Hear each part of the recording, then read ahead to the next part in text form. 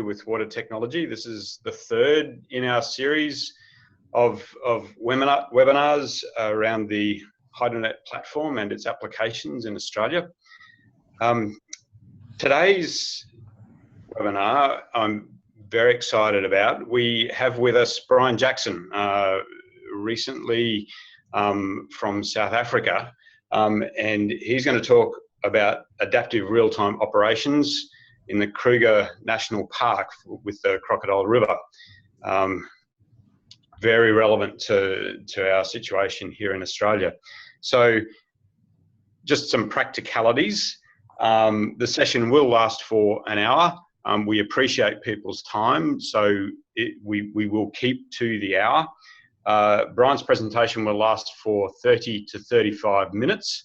I will provide some brief commentary about recent developments in Australia for 10 minutes after that, and there will be 15 to 20 minutes for questions at the end of the session. You can forward questions through the chat screen, and we encourage you to do that. We will probably work through the presentations first and then deal with questions at the end.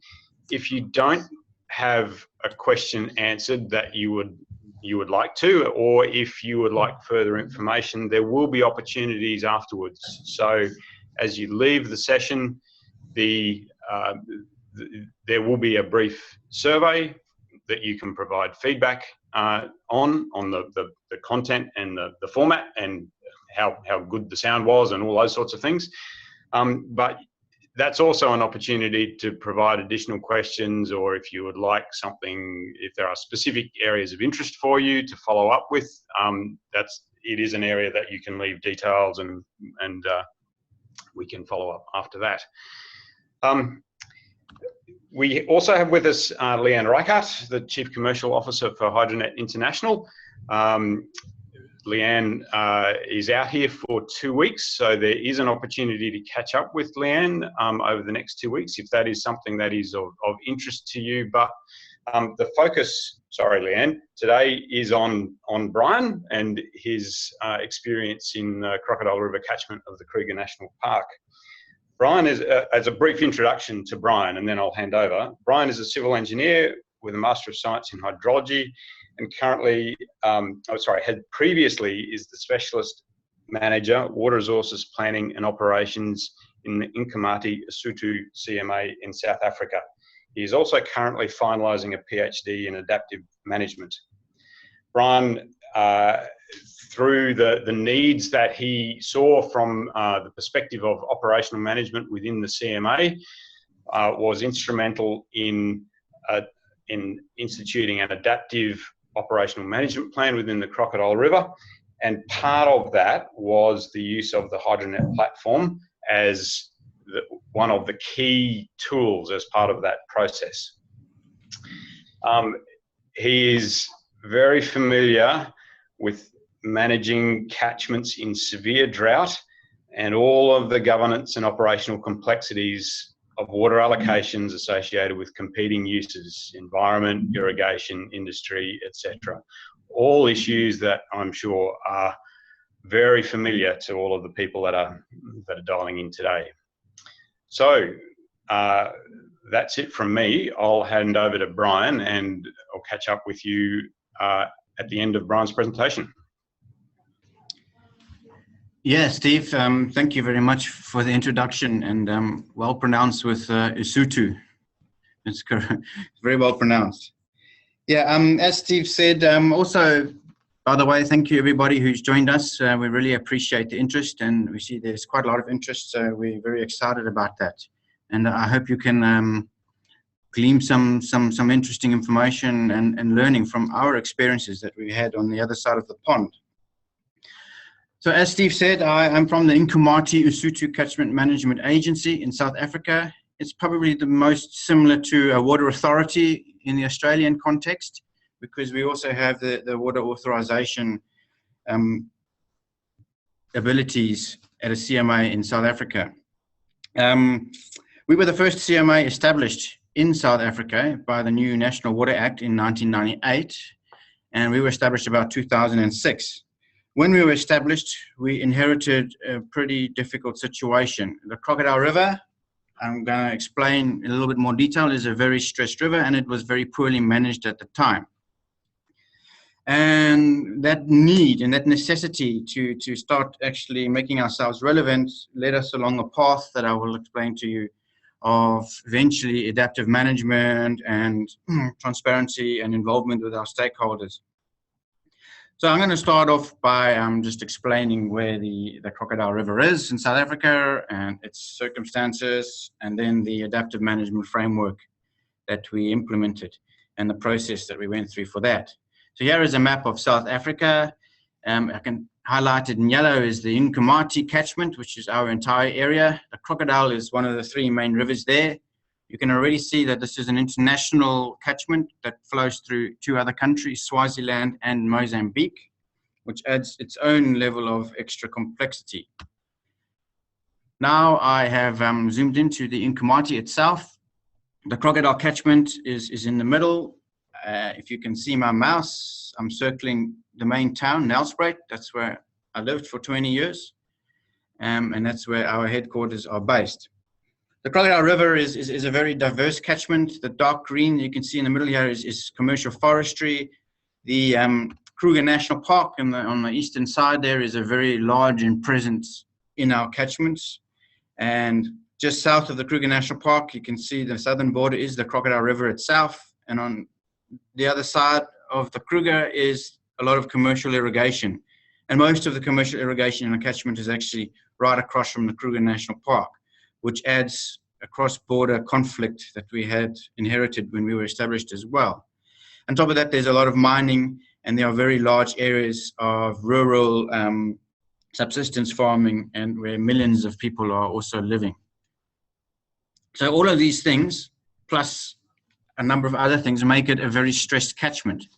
You can also see in the map now, in the bottom left, the rainfall is all basically happening in the mountains, and where a lot of the water use is and where the Kruger National Park is very little rainfall. So we have a lot of variability in time and in space. We have a very strong dry season where the rivers pretty much stop flowing.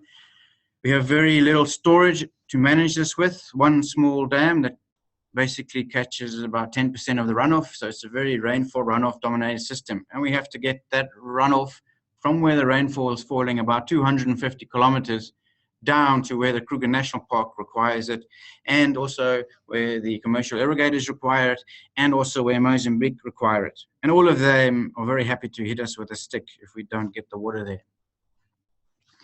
So the ecological flows especially are very important because of the Kruger National Park and the international obligations as well. So the official definitions or terminology in literature would be this is a closing basin, pretty much a closed basin. It's semi-arid, and it's run-of-river dominated. We call this a complex wicked problem. Now, a wicked problem is actually not just a term, it's a scientific definition that was done by Rittel and Weber in 1973, and I like to use it a lot. It basically says that the problem can be explained in many different ways that are all legitimate, but every problem is linked to other problems or solutions. So similar to maybe a balloon, if you press it in here, it pops out over there, and if you press it over there, it pops out here. So there's all these linkages between what you're trying to do. And there's no stopping rule. So it's never really solved. And there's no definition of how effective a solution was. So that's a wicked problem. And pretty much that is what a complex socio-ecological catchment is all about, managing a wicked problem. So here you can see a nice picture of the mighty Crocodile River. Last year, we've had probably the worst drought in a few decades, and the river's pretty much not flowing. I call this blue sky thinking. So what do we do when the sky is blue, when there's no rain? We have to manage that. And here's the same river only 2 years before that in extreme flood. So this would be gray sky thinking. What do we do when it is raining too much?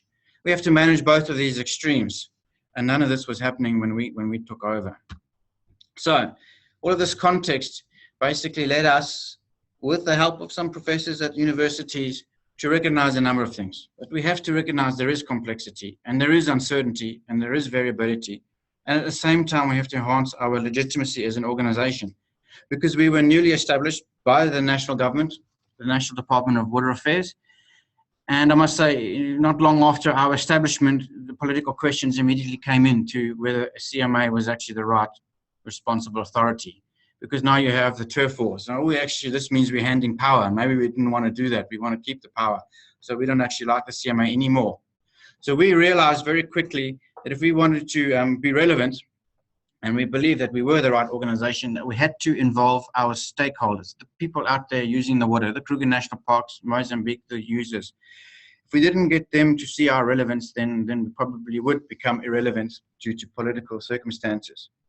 So all of that in mind, we decided that adaptive management, this came from the professors, and action research, and the stakeholder participation, but beyond stakeholder participation, it's actually collective action and consensus decision-making, getting the stakeholders to actually be involved in our decisions. So they are part of it, and they can actually see that we are doing something. It doesn't help us to do our reports to the minister every quarter, and we're very busy doing that if the users cannot see what we're doing. So this led to a process of setting up an adaptive operational water resources management framework with flexible decision support systems. And that's what I'm going to go through now. And that's the main topic of my talk. So basically, it consists of 4 main components. You've got on the data, the models, the institutional arrangements and the governance around this, and the stakeholder interaction and consensus decision making. All of these are equally important, and all of these have to be in place for you to do effective real-time operational management of a river. The reason we do real-time in our circumstances is because of the rainfall runoff situation and the fact that the river can change from flowing to not flowing every single day, depending on the weather. I'm going to concentrate mostly on the data and the modeling for this particular talk because I only have half an hour. But the other 2, I call this the technical science of an adaptive system. On the other side is the social science. And they're equally as important as each other. So the initial steps in this portal on the technical side that we started doing was typically what any organization would do. We started buying some loggers, some real-time gauges out there in the field because there was not a lot. The National Department or the National Weather Services in our area only had 3 real-time rainfall gauges. And we're talking an area larger than many countries. We then installed servers, so we're talking a couple of years here and heaps of money. We installed servers to get that data into our organization. We installed an automatic database that manages all that information. In our particular case, it was the DHI system, but it can be any system. Another good example would be Fuse in this case.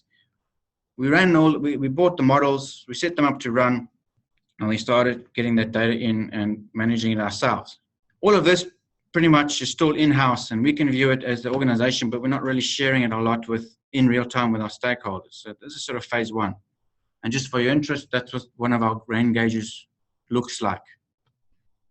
You wouldn't believe it, but that is WMO compatible, meets their standards, but it's just in the middle of a grass field.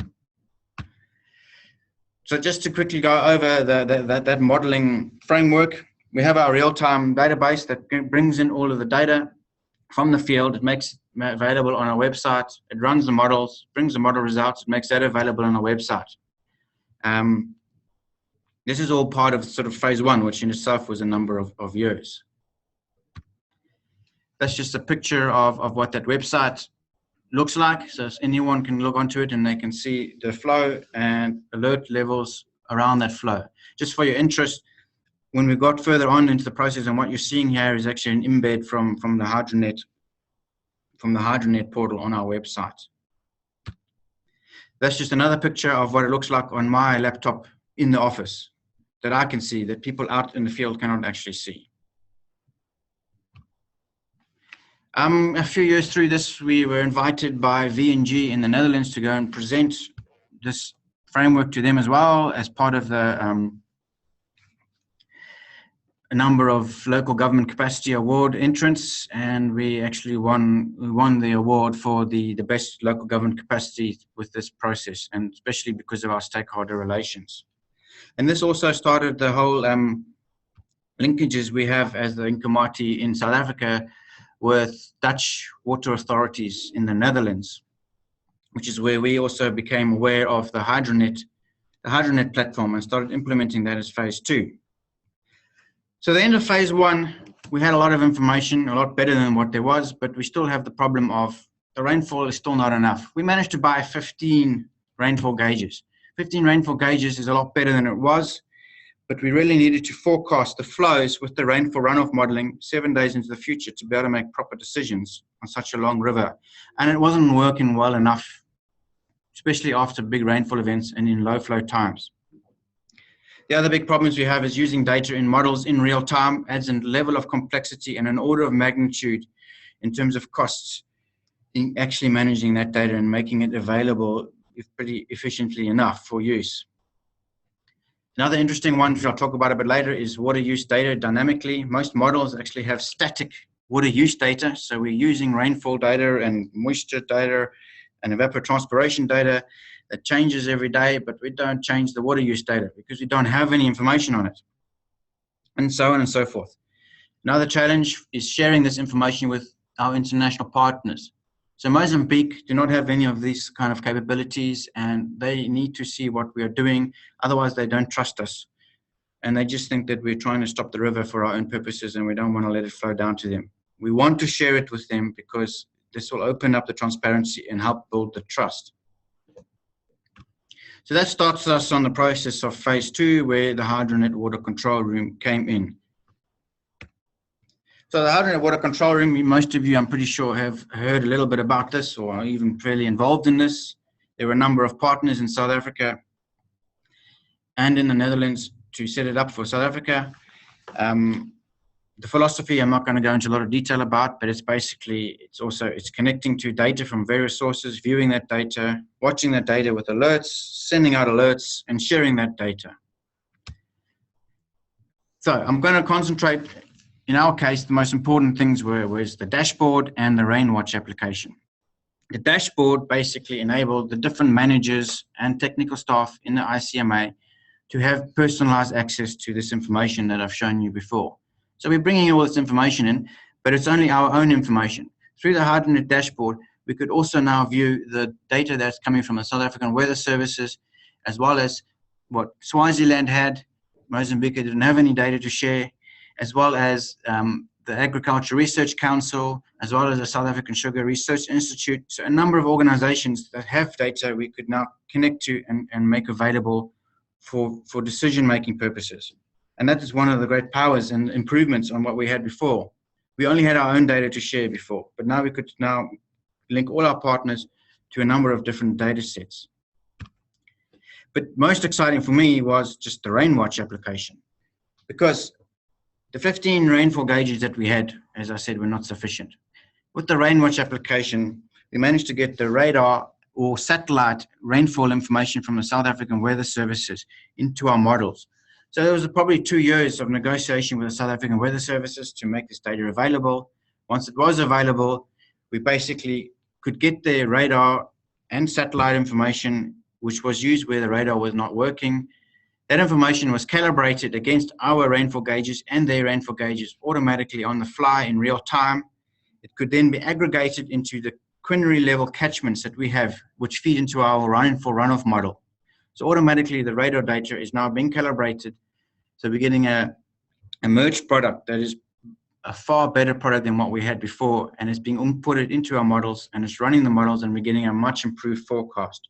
We had a master student do some validation study on this, and the correlation on the flows before and after the radar was very significantly different.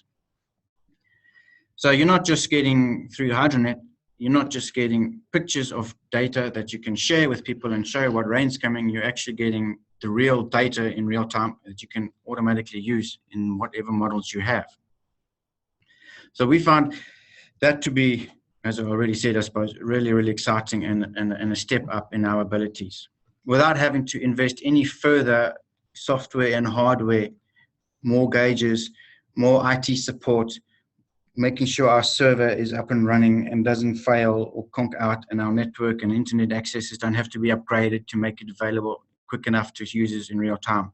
It was all just through purchasing Rainwatch. So we're now phase 3, I suppose, which we call the Inkomati with a C, which means the International Basin Water Control Room 2, and it's actively used by South Africa and Mozambique and Swaziland, and it's helping support our cross-border decision-making. And there's a screenshot of it for the cross-border data. So now all 3 countries can see the rainfall, and also if they log in further, they can see the runoff and river flow gauging data that they need to see for all 3 countries. And there is often a lot of apprehension about doing this sort of thing, because if you share your data, it can also be used against you. But what we found is that in reality, there might be 1 or 2 people that have issues when you're sharing it with stakeholders, but most of the people are just happy that you're sharing it and they can see it, and you start building this trust. And anybody that starts having issues against it, you don't even normally have to respond. You find other stakeholders actually end up drowning them out with counter. It's the same as, I suppose, social media. You end up in that sort of realm. So through this process, we also, I want to quickly go over 2 another exciting applications that are not exactly directly involved in the real-time river operations of the Crocodile, but to end with, they are also 2 applications that help us as a catchment management agency to do our job rather well. And the one is we call a STEEP dashboard. So STEEP stands for social, technical, economic, ecological, and political. We have to report back to our minister every quarter, every year, and we want to take our business plan that we have approved by her and show in a nice graphical format how we are doing in comparison to what we said we were doing. So we set up this graphical dashboard that you can see. At the moment, it's selected to show the environmental indicator and particularly pH. So all of our monitoring points are showing with alert levels. Those monitoring points, as you can see in this red catchment over here, are aggregated up to show the average state of the water quality for that catchment. It's not very good, as you can see. It's generally in the red or in the orange. And then you can click on the left-hand side here, any of the other indicators, and it's a very nice, quick way of anybody, especially if, in our case, wanting our minister to be able to see what we are doing and how we are achieving results. So if you want to do that sort of thing, this is what we think is working very well for us. The other one is what we're calling a water auditing application. Parallel to our operations, I mentioned earlier, we had a problem where we have static water use data. And beyond that, we actually have very little information on most water users in the catchment. Most of them in our circumstances are not metered. So a lot of people are abstracting water from the catchment. They have authorizations to do that. Some of them don't even have authorizations. It's unlawful, but we don't know how much they're taking. So what we set up here was through a number of research studies that were done at a number of universities. We currently have a pretty sophisticated sophisticated modeling with using evapotranspiration data to then estimate the irrigated portion of a field. So we're getting a weekly or a monthly time step of water use of a field out of the river, not just evapotranspiration, but the actual water use out of the river. We then connected it to our authorization database for each farm, and we can compare our estimated water use to what the actual authorized water use is. And that's what you're seeing on this picture here. You're seeing all of the catchments with all of the water users and the fields that we have in our database compared to the authorized water use summarized for that catchment. So where it's red, you're basically seeing that the average of all the water users in that catchment is more than they are authorized. So we can use this for planning purposes to visit those areas and actually zoom in to a field or to a particular farm and see which are the particularly bad water users. And the idea here is not just to use it as an enforcement tool to hit people with a stick, but also as a carrot to help with provision of support to water users who may not be using their water very effectively, and then we can start giving advice on better scheduling and better water use management and that. So it's a good planning tool and also a good way of approaching users that are using water in a not in an aggressive manner, but in a supportive manner, which starts bringing them also more trust as an organization. So I hope I haven't been talking too quickly. When I get excited about things, I tend to talk quite fast, but I also realize that we do have time constraints and we want to get to questions and answers.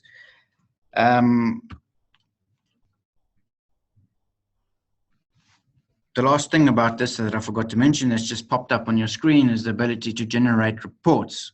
So what it does is if I click on the farm, I can see the graph of how the water use is comparing to the authorized use. In this case, they're using a lot less than they are authorized to, and I can generate a report automatically through this application in HydroNET. So it generates a nice report that I can take to the water user to discuss with them. So this was a result of probably a time frame of 7 years from when we first started requiring to manage the river to the state that it is now. It involved a number of partners that you can see there, and we're very thankful for all of them. We wouldn't be where we were without these partners assisting us and without the necessity that we had. If we were not actually a newly established organization that needed to find itself, we probably wouldn't be too worried about it, and we would maybe be still floundering. So I feel that that necessity would play a large part as well in starting us down this road to where we are now at that catchment management agency. Because of our collaboration with the Netherlands as a catchment management agency and with Dutch water authorities, we also, and we got to know about HydroNET, which has helped us a lot, and we also, through the European Space Agency, were linked to Australia, and we now have this international HydroNET and HydroNET Australia through probably thanking a lot the European Space Agency that brought us all together and is enabling the further expansion of this. And on that note, I'm probably going to be handing over back to Steve to give you a bit more detail about the outcomes of this cooperation internationally. And if you want to know more, other than the questions and answer session we're going to have and the follow-ups after this webinar to answer your questions further, you can also always log on to the website www.hydronet.com.au to get information on the various applications. So on that note, I thank you very much for listening, and I'm going to hand over back to you, Steve, to carry on about the developments of since we last spoke.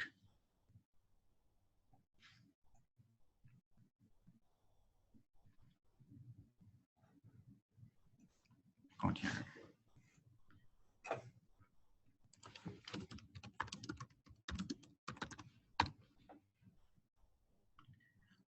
Steve, can we hear you? My apologies, Brian. Always good to turn on the microphone. So if I share this screen, there we go. Just a brief follow-up to what's an excellent talk from Brian. The need in a data poor environment with minimal gauging and throwing in cross-border issues on top of everything else, something we're not necessarily that familiar with Australia, only in the state context, is as you say, a wicked problem. A brief overview of the HydroNET platform as enabled by the European Space Agency. So Brian's given an excellent overview of the application of that platform in South Africa, what's happened in Australia.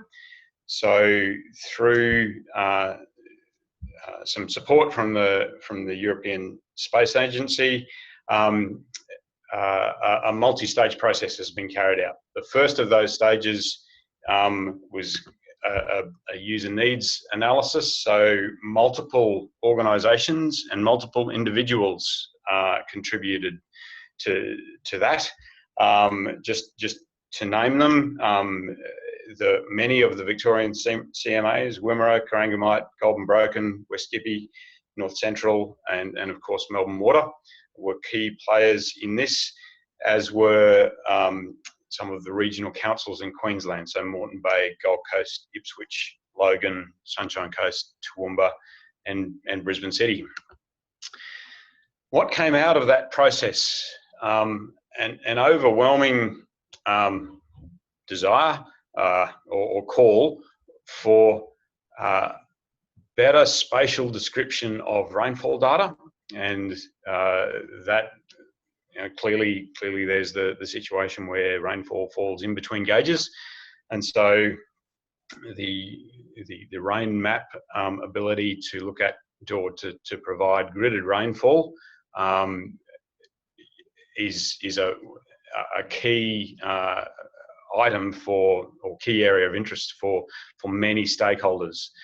There was and depending on the location or the authority, statutory advice, flood reports, possibly flood risk reports, or the ability to do that, the ability to package up the flood risk information that is available to local authorities or CMAs or state government authorities, and package that up into a digestible format was a key user requirement, and that obviously feeds into communication of flood risks, and that's what was of interest.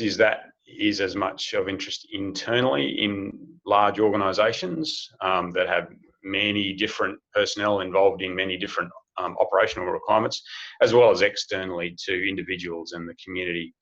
Clearly, there's an ongoing concentration on forecasting and a need for real-time flood warning to community. That obviously is location dependent as well, be it flash flooding at one extreme and in the lower reaches of the Murray-Darling system. Obviously, two very different cases, but the need for warning has been highlighted through this process. Flood intelligence to emergency services, so in an operational sense, the ability to know how high and how far away that is, who might be impacted, what infrastructure do we need to get, what crews do we need to get where. Clearly a big interest for the SES or fire and emergency services. And then in the post-flood event situation where you have obviously a flood event and we might not have gauges, but increasingly you have social media, you have videos, photos, observations. How do people access that information? And clearly, Facebook is something is now being used a lot, but there might be other mechanisms for organisations to actually collate that information, and then the provision of reporting of that. So if you have a location or an area, the collation of all that information, the reporting to authorities. In many cases, one of the things that we heard as a source of rub between local and state levels was that the state needed information about what was going on during real-time emergencies, and they were getting it, but in multiple different formats. So standardized reporting was something that came across as a big thing.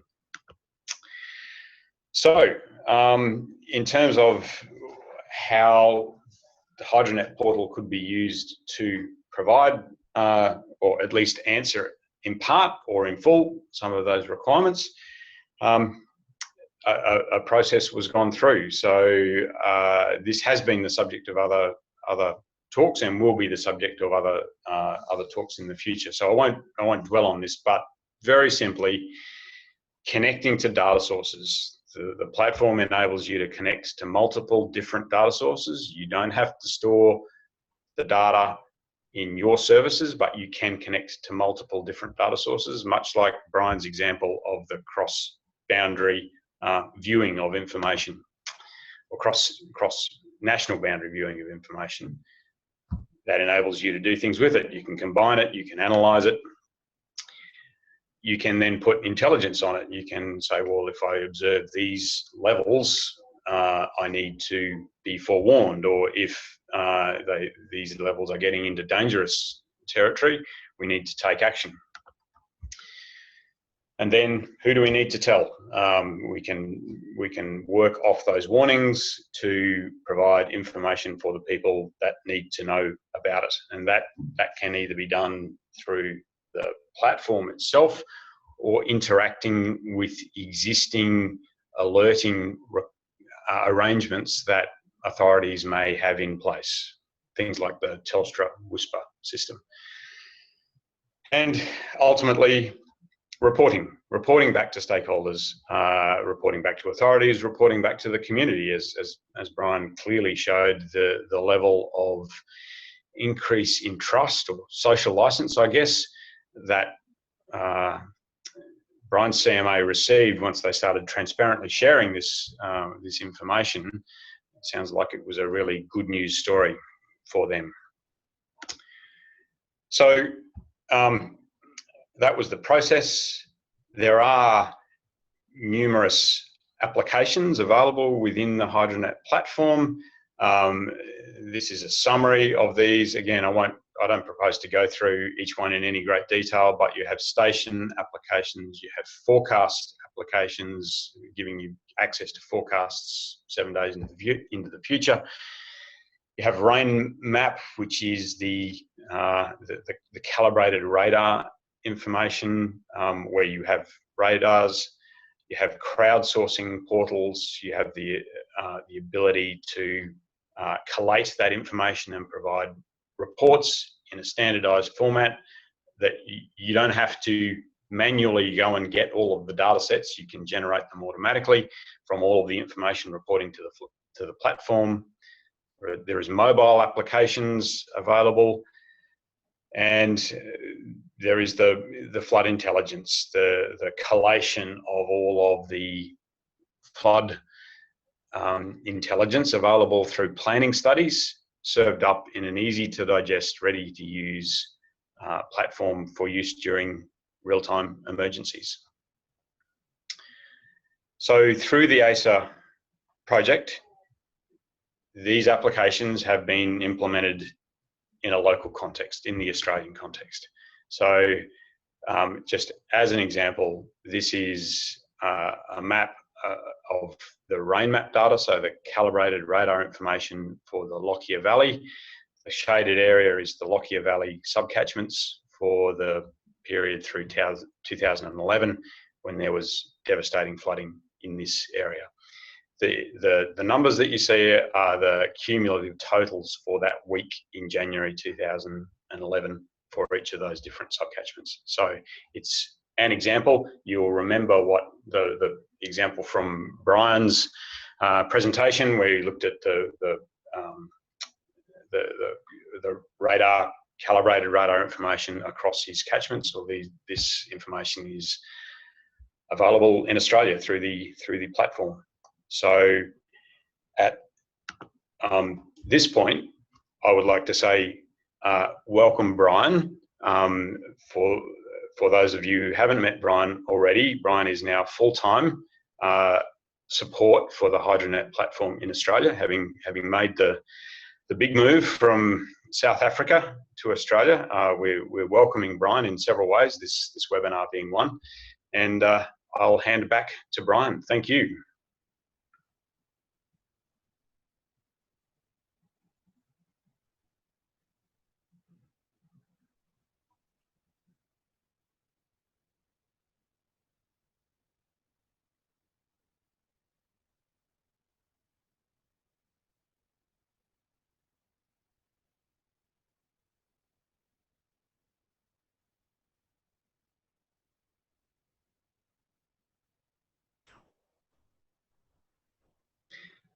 Hello, Brian. If you can hear us, we can't hear you.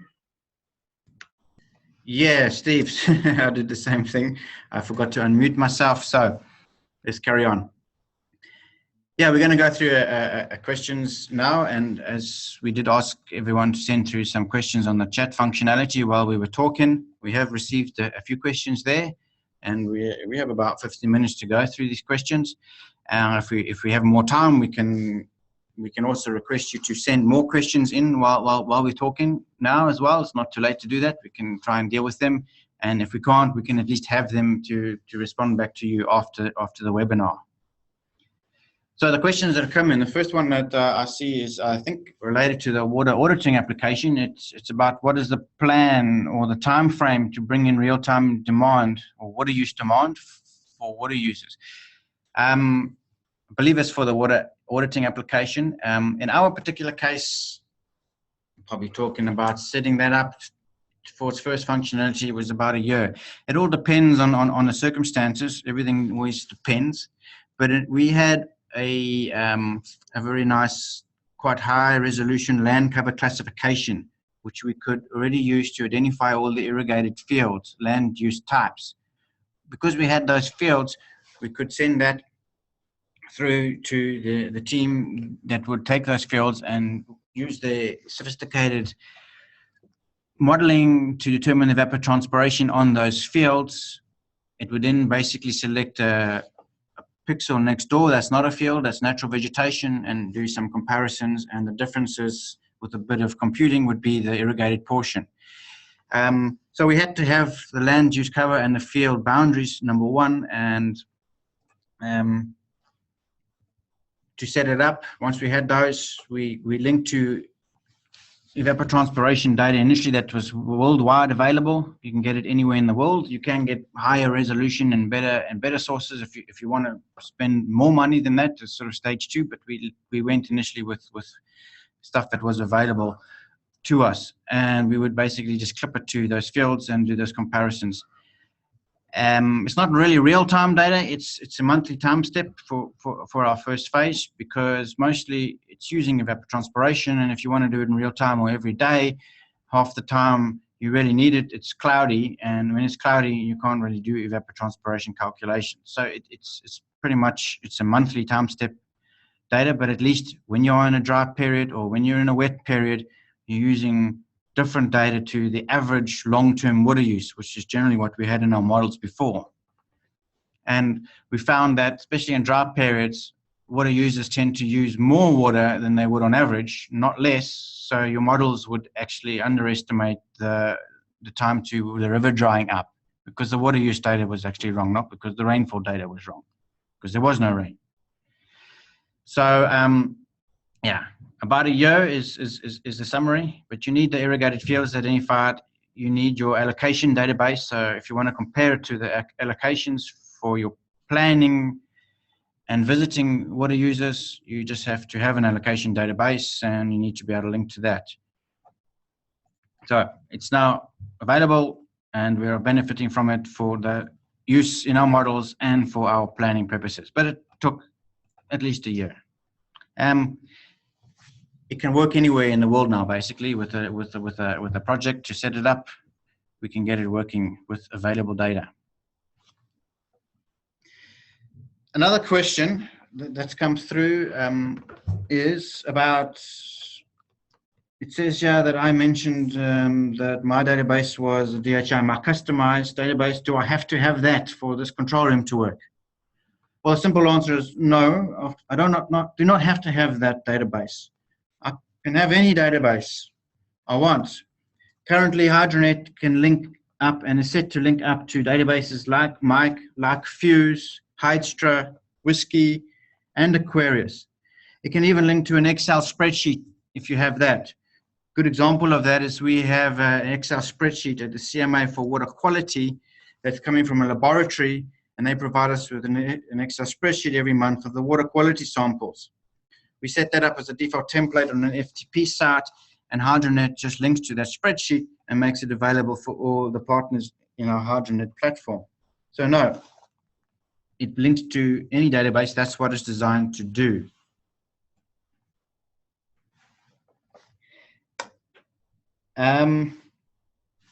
just looking through the questions here. I have another question on how do you do real-time calibration? So I'm assuming you're meaning the rainfall calibration with the radar data. So I think that's obviously a very technical question. And Abdul, we should probably talk to you about that afterwards in more detail. But it is a process of having access, number one, to real-time rainfall gauges, having access to the radar data that's coming from the weather provider. In Australia, it would be the BOM, and then having specialized companies. There's not a lot of them in the world. HydroNET is a specialized company that's been doing this for over 10 years all over the world, taking this data and doing calibrations. There's a lot of intelligence behind this. You cannot just link a rain gauge to a radar, because if your rain gauge is not working, you don't want to suddenly make the radar data show north rainfall. So you have to have some intelligence in that. It's probably advisable if you're going to link your own rain data that we have a little process or a small project to look at all of the rain gauges and their suitability for use in this process, and limits below which and above which, for example, we would not use the rain gauge. Any rain gauge you want to use in this type of radar would have to be WMO compliant. We cannot just use a radar that some farmer may have put up next to his building or on top of his building. It's got to be compliant. And we would want to see that it's available sort of fairly reliably. If all those tick boxes are met, we can bring it into the process and include it in the calibration. And that's a very sophisticated technical talk that we can do afterwards if you would like to, Abdul. Another interesting question is the community engagement. I did emphasize that in my talk about it being very important in operations of a river, which it is. I was asking, well, how did your control room or your water control room help with that community engagement? So I'm going to say, obviously it's an aspect of the engagement. It's one of the 4 aspects of our adaptive operational process is community engagement. And we have many ways in which we are engaging with our stakeholders. So we engage with them on a daily basis. We have monthly committees or operational committees where we make presentations and we do discussions and make decisions. So on the daily process, it starts off by HydroNET has enabled us to anybody who is part of the committee or a stakeholder involved in the river can access the information and see it. So we're starting to be transparent. And that transparency starts the trust building amongst our stakeholders in our ability. We actually did a survey, a social survey after this process, 5 years after this process, about whether the stakeholders, or one question we asked the stakeholders was, do you see the CMA as a legitimate organization to do this job? And you got unanimous from every single stakeholder, 5 out of 5 for that question. And it was basically because of the transparency and the involvement. So HydroNET is playing the part of making the data available to everybody, and it's helping us internally, because we often have our CEO, for example, who doesn't know what we're doing, and that causes its own internal conflicts. So CEO can have access as well, and then they can have a little bit more understanding of what the technical departments are doing. What it also helps us internally is at our monthly meetings for the water quality data, for example, we have to present it at the water quality, and through HydroNET linking to that spreadsheet that we fill in every month, we can press a button and it generates the report for us. And that report is a handout that we make available at the meetings, or we email it 7 days before the meeting as well to everyone, so they have that information for discussion at the meeting. So now we don't have to do things twice. We've entered it once into the spreadsheet. All of the graphs and reports are then automatically done for us after we've set up the template. So yeah, it's playing a pretty good role in our community engagement, in my mind. And internally, it's helping us to reduce our workloads and be more time efficient.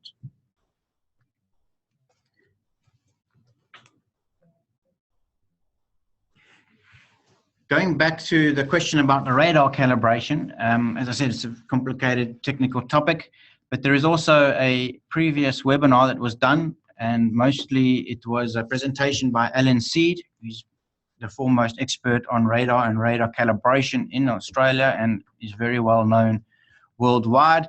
He is from the BOM, from the Bureau, It's on the Water Technology website. You'll get a lot of background information on radar calibration. But you can also just approach us directly for information, and we can link you to that. More questions?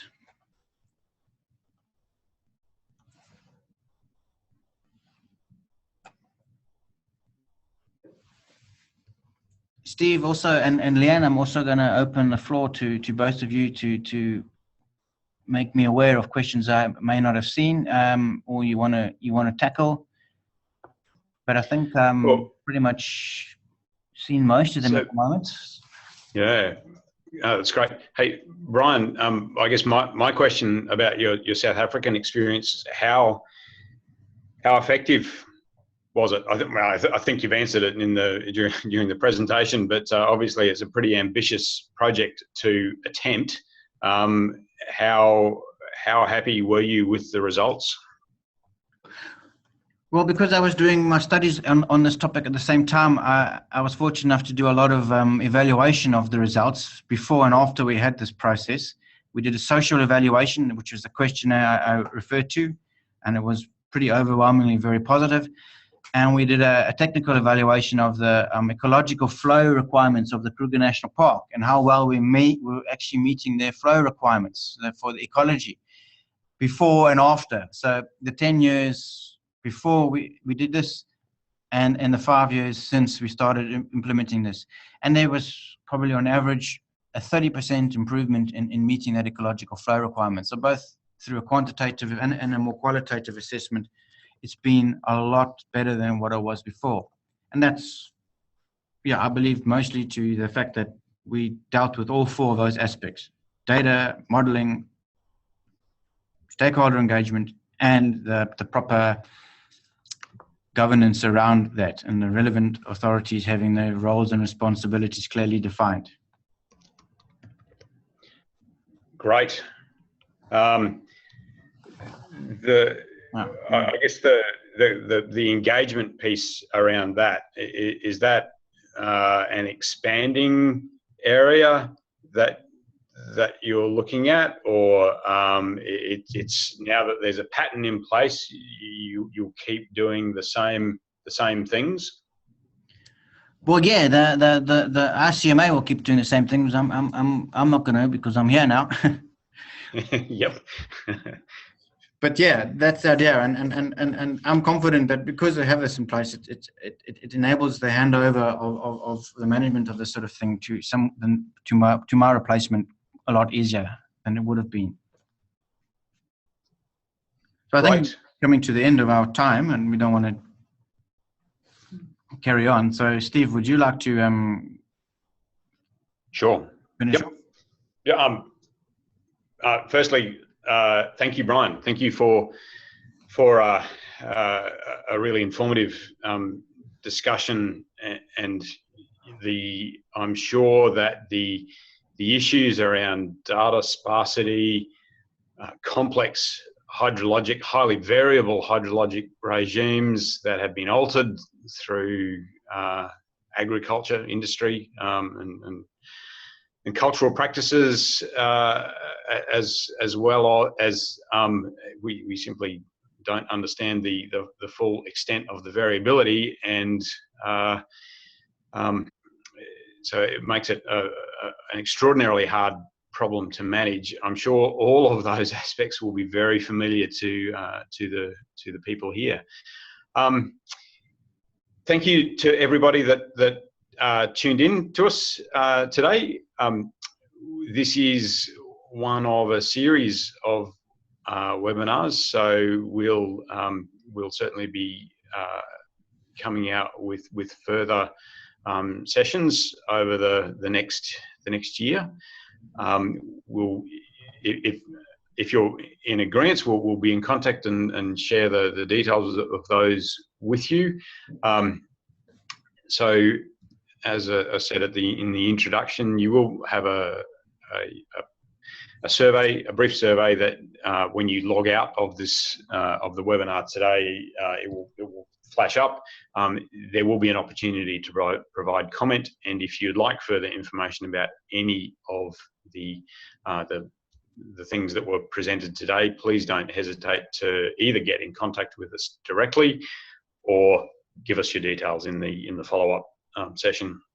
So finally, thank you, Leanne, the silent partner here in the presentation, and thank you, Brian. A great session. Thank you very much, Steve.